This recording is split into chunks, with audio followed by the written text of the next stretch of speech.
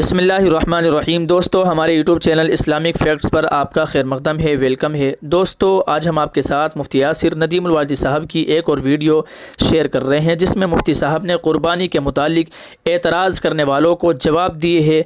जी हाँ दोस्तों, जैसे ही हमारी ईद उल अज़हा ईद क़ुरबान करीब आती है, मोतरज़ीन के एतराज़ात शुरू हो जाते हैं, जबकि ये लोग ख़ुद इस तरह से जानवरों के ऊपर जुल्म करते हैं, तशद्दुद करते हैं। लेकिन जैसे ही हमारी ईद उल अज़हा करीब आती है, मोतरज़ीन के एतराज़ात शुरू हो जाते हैं कि न जाने क्यों इतने बेशुमार जानवरों का खून बहाते हैं, जानवरों के ऊपर जुल्म व तशद्दुद करते हैं। आइए दोस्तों, मुफ्ती साहब ने मकसूद पटेल साहब से गुफ्तगू करते हुए क़ुरबानी के ऊपर एतराज़ करने वालों को दंदान शिकन जवाब दिया है क़ुरबानी के मुतालिक। दोस्तों, मुफ्ती साहब ने एक जवाब नहीं, दो नहीं, तीन नहीं, बल्कि 5 जवाबात दिए हैं एतराज़ के क़ुरबानी के ऊपर क्वेश्चन करने वालों को 5 जवाब दिए हैं। आइए दोस्तों, हम वीडियो आपके साथ शेयर कर रहे हैं, आप इस वीडियो को आखिर तक ज़रूर देखिएगा बिना स्किप किए। दोस्तों, वीडियो बहुत ही शानदार होने वाली है, आप इसको आखिर तक देखिएगा। हाँ दोस्तों, अगर आप चैनल पर नए हैं तो चैनल को सब्सक्राइब ज़रूर कर लीजिए, ताकि आपको इस तरह की इंपॉर्टेंट वीडियोज़ मिलती रहे। चलिए दोस्तों, वीडियो हम आपके साथ बग़ैर देर किए शेयर कर देते हैं, आप इसको आखिर तक ज़रूर देखिएगा।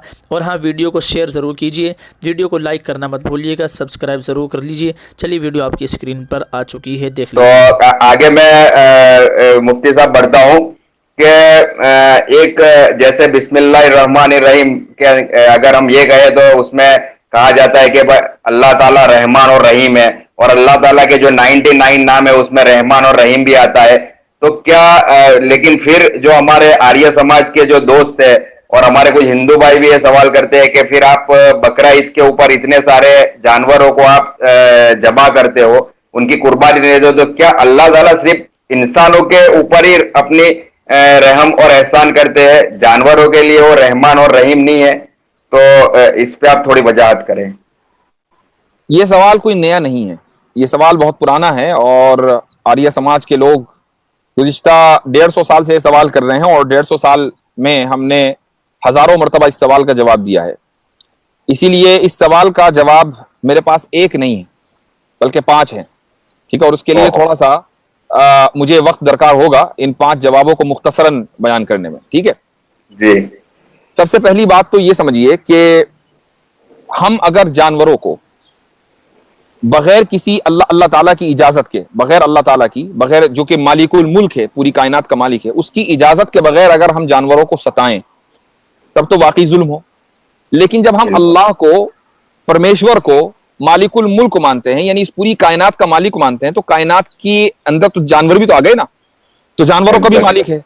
अब अगर वो ये कहता है कि भाई इन जानवरों को तुम खा सकते हो और उन जानवरों को ना खाओ, इस उसकी इजाजत के बावजूद भी अगर हम उन जानवरों को हलाल न समझें तो ये बड़ा जुल्म है कि मालिक ने अलाउ कर दिया, उसके बावजूद भी हम उसको हलाल नहीं समझ रहे हैं। ये ज्यादा जुल्म है, बड़ा जुल्म है। एक तो बात ये है। दूसरी बात, दूसरा जवाब देखिए, जुल्म आपने कहा कि भाई जानवरों को खाना जुल्म है।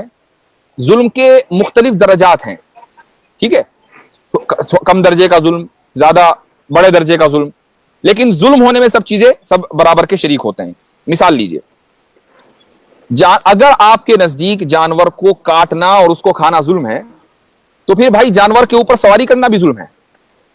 क्योंकि आप जानवर से पूछ के नहीं बैठते उसकी पीठ के ऊपर कि जी जनाब मैं आपकी पीठ के ऊपर सवारी कर सकता हूं कि नहीं, और वो सर हिलाकर जवाब देता होगा हाँ जी बैठ जाओ। ऐसा नहीं होता। आप उसको आपने उसको खरीदा, आप उसके मालिक हैं, आप उसके ऊपर, उसकी पीठ के ऊपर बैठ जाते हैं, ये भी जुल्म का एक दर्जा है, ठीक है। उससे दूध निकालना, गाय का दूध निकालना, क्या आपने गाय से पूछा है कि जी दूध निकाल लें आज, या आज आप अपने बछड़े को पिलाएंगी? ऐसा तो नहीं होता ना। आप सिर्फ इसलिए कि मेरी मिल्कियत में ये गाय है इसलिए मैं इसका दूध निकालूंगा, महज इस वजह से आप उसका दूध निकाल लेते हैं।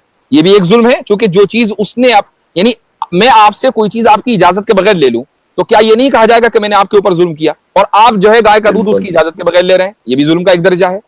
तो ऐसे ही अगर गोश्त खाना या किसी जानवर को हलाल करना, जिबा करना, अगर ये जुल्म है तो ये भी सारे जुल्म हैं, क्योंकि ये बगैर इजाजत के आप जानवर की इजाजत के बगैर करते हैं। जुल्म होने में सब शरीक है। आप ये कह सकते हैं कि एक छोटा जुल्म है, एक बड़ा जुल्म है, लेकिन अगर आप छोटे जुल्म को जायज करार समझते हैं और उसको मुनासिब समझते हैं, तो फिर बड़ा जुल्म जो है उसको भी जायज समझिए, ठीक है। आगे चलिए, मिसाल के तौर पर तीसरा जो जवाब है वो ये है कि हम बहुत आसानी के साथ इस बात को नॉर्मल समझते हैं कि जानवर की पीठ के ऊपर हम सवार हों, लेकिन जब हम जानवर के ऊपर सवार होते हैं ना, तो जानवर का जो जिस्म है वो हमारे जिस्म की सवारी बनता है, ठीक है। लेकिन अगर हम उसी जानवर को मसलन हलाल करें, ज़िबा करें और उसको खा लें, अब जो उसका गोश्त है वो हमारी रूह की सवारी बनता है, ठीक है।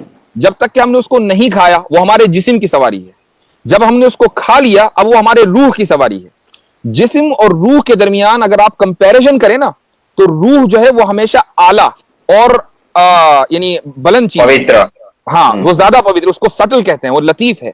और जो जिस्म है वो एक अदना दर्जे का है। यही वजह है कि रूह जल्दी गंदगी कबूल नहीं करती, लेकिन जिस्म जो है रोजाना गंदा होता है। और अगर रूह गंदी होती है तो वो जिस्म के गंदा होने की वजह से गंदी होती है। तो ये चीज जानवर के लिए भी शरफ और उसकी इज्जत का बाइस है कि वो पवित्र चीज की सवारी बने, ना कि वो उस चीज की कि जिस जिस्म के ऊपर गंदगी दिन रात लगी रहती है, ठीक है। ये आपका तीसरा जवाब हुआ। चौथा जवाब सुनिए। वो लोग जो इस पर एतराज करते हैं कि जी जनाब जानवरों को ज़िबा करना गलत है और जुल्म है, आमतौर से ये वो लोग हैं जो अगले जन्म का अकीदा रखते हैं, ठीक है। आप भी मानते हैं कि भाई वो ये कहते हैं कि भाई हम मरने के बाद दोबारा हमारा जन्म होगा और जन्म जब तक होता रहेगा जब तक कि मुक्ति ना मिले। तो उनका यहाँ ये अकीदा है कि अगर एक इंसान अपनी जिंदगी में बुरे काम करता है और उसके कर्म जो है खराब हैं, तो अगले जन्म में वो जानवर, उसकी रूह जो है वो जानवर के जिस्म में कैद हो जाती है, पुनर्जन्म में, अगले जन्म में, ठीक है। अब हम जब उस जानवर को ज़िबा करते हैं तो भाई आपको तो हमारा एहसानमंद होना चाहिए कि जिस आदमी की उसके खराब कामों की वजह से रूह एक जानवर के जिस्म में कैद है, हमने उसको ज़िबा किया और रूह को जो है मुक्ति दिला दी, और जिस्म को हमने अपनी जिस्म का, उसके जिस्म को, जानवर के जिस्म को हमने अपने जिस्म का हिस्सा बना लिया। ना कि आपको इस पर एतराज होना चाहिए कि आप जो है उस यानी जो बुरे कर्म की वजह से जिसकी रूह जो है जानवर के जिस्म में ट्रैप है, हम उसको ट्रैप होने दें जब तक कि वो जानवर खुद ना मरे। हम तो उसको काट कर, उसको ज़िबा करके उसकी जो रूह है उसको मुक्ति दिलाते हैं, ठीक है। ये आपका जो है चौथा जवाब हुआ। अब पांचवा जवाब वो सुनिए कि अल्लाह ताला ने इंसान के जिस्म में कोई भी चीज बिला जरूरत नहीं बनाई है। परमेश्वर ने, सुप्रीम बीइंग ने हमारे जिस्म में, इंसान के जिस्म में या जानवर के जिस्म में कोई भी चीज बिला जरूरत नहीं बनाई है। हर चीज हिकमत की वजह से, जरूरत की वजह से बनाई गई है। हमारी दो आंखें हैं इसलिए कि हमें जरूरत है, हमारे दो कान हैं इसलिए कि हमें जरूरत है, हमारी एक नाक है इसलिए हमें एक ही नाक की जरूरत है, ठीक है। इसी तरीके से इंसान के आप दांतों का स्ट्रक्चर देखिए कि दांतों के स्ट्रक्चर में आपके फ्लैट दांत भी आते हैं और नोकीले दांत भी आते हैं। ये इस बात की दलील है कि इंसान को इसलिए बनाया गया है ताकि वो गोश्त भी खाए और सब्जी और फल भी खाए, दोनों चीजें खाने के लिए। और जो दरिंदे हैं उनके अंदर सिर्फ नोकीले दांत हैं, और जो जनाब आपकी गाय, भैंसे और बकरियां हैं उनके अंदर सिर्फ फ्लैट दांत हैं। तो अल्लाह ताला ने इंसान को दोनों तरह के दांत इसलिए दिए हैं ताकि फितरतन वो दोनों तरह की चीजों को खा ले। तो अगर कोई आदमी ये कहे कि नहीं जी जानवरों को खाना तो रहम के खिलाफ है, जानवरों को खाना तो फितरत के खिलाफ है, तो वो आदमी दरअसल जो इंसान का जो बेसिक स्ट्रक्चर है, उसकी जो साइंस है, उसको नहीं समझता। हाँ, इतना जरूर है कि इस्लाम ने हर तरह के जानवरों को हलाल नहीं किया है। कुछ जानवर हलाल हैं, कुछ जानवर हराम हैं। और उसकी वजह यह है कि जिन जानवरों को हराम करार दिया है, दरअसल इसलिए हराम करार दिया है कि उनकी तबीयत और उनकी सिफत का, उनके अंदर जो क्वालिटी है, खाने की वजह से वो क्वालिटी इंसान के अंदर मुंतकिल होती है। मिसाल के तौर पर खिंजीर को इस्लाम में हराम इसलिए करार दिया गया है, एक तो यह कि उसके अंदर नजासत और गंदगी है, और दूसरे ये कि उस गंदगी की वजह से उसके अंदर बेहयाई बहुत है। गोरे जो लोग हैं, जो गोरे अंग्रेज हैं, उनके अंदर बेहयाई इतनी क्यों होती है?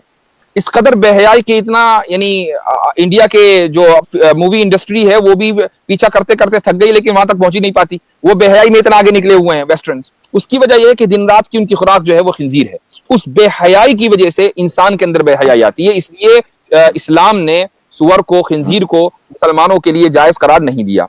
इसी तरीके से जो दरिंदे हैं उनको जायज इसलिए करार नहीं दिया चूंकि दरिंदों के अंदर जो सिफत है वो है बदअखलाकी और खुदगर्जी। अगर दरिंदे को भूख लगेगी तो वो सामने वाले को मारने में 2 मिनट नहीं लगाएगा। सामने वाले जानवर को, उसको सिर्फ भूख लगने की देर है, वो खुद गर्ज है। इसलिए दरिंदों को और खिंजीर को इस्लाम में इंसान के लिए जायज करार नहीं दिया गया है। हाँ, जिन जानवरों के अंदर ऐसी सिफात नहीं है उन जानवरों को हलाल करार दिया गया है। ये एक बुनियादी सी कॉन्सेप्ट है इस्लाम का। अगर इस कॉन्सेप्ट को आप समझ लेंगे तो कोई एतराज नहीं होगा, कोई आदमी एतराज नहीं करेगा कि अल्लाह ताला ने जानवरों को हलाल करके उनके ऊपर तो रहम नहीं किया, बल्कि उनके ऊपर रहम किया है, इसीलिए हलाल किया है।